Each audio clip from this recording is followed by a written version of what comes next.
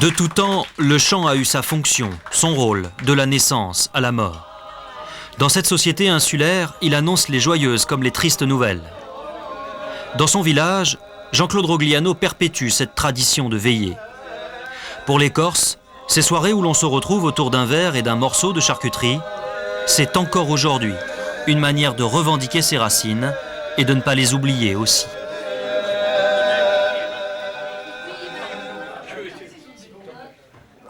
Si le passé n'est pas affiché comme un modèle, il reste très présent. Difficile en effet de couper les jeunes générations d'une histoire finalement très proche.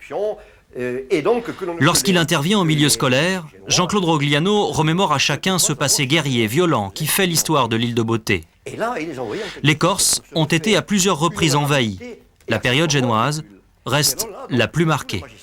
Les magistrats qui venaient ici, qu'est-ce qu'ils faisaient? Eh bien, ils rendaient une justice très particulière, qui consistait à s'enrichir. Alors, par exemple, lorsqu'il y avait beaucoup de meurtres à l'époque, d'ailleurs, le fusil, finalement, on dit, il y a un proverbe corse qui dit « le fusil est un bon juge ». Et je crois que oui, finalement, à cette époque, eh bien, la meilleure sentence qui pouvait être rendue, c'était par la bouche d'acier bleuté du tromblon familial qui servait à, bien souvent à rendre une justice peut-être aussi expéditive que celle des Génois, mais peut-être plus juste.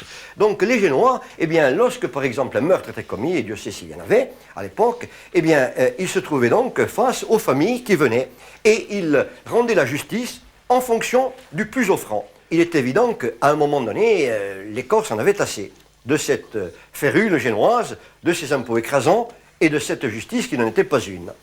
Auteur de plusieurs romans sur décision de justice. Votre maison est coupée en deux.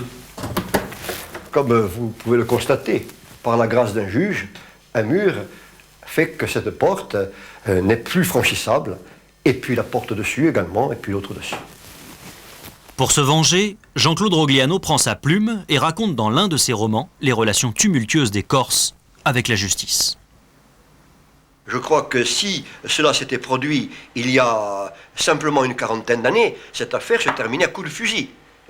Les uns, je dirais le voleur et le juge, prenaient au milieu du front la balle qu'ils méritent, probablement. Alors d'où vient cette incompréhension aujourd'hui entre justiciables et ceux qui doivent rendre la justice? Tout simplement parce que je crois que le peuple corse est soumis à des lois qui sont plus anciennes que celles qui sont importées. Et que par conséquent, plus ou moins consciemment, même s'ils sont respectueux des lois qui leur sont imposées, ils sont avant tout fidèles à des lois qui sont les leurs, qui ne sont inscrites sur rien, justement, sinon dans la mémoire des siècles.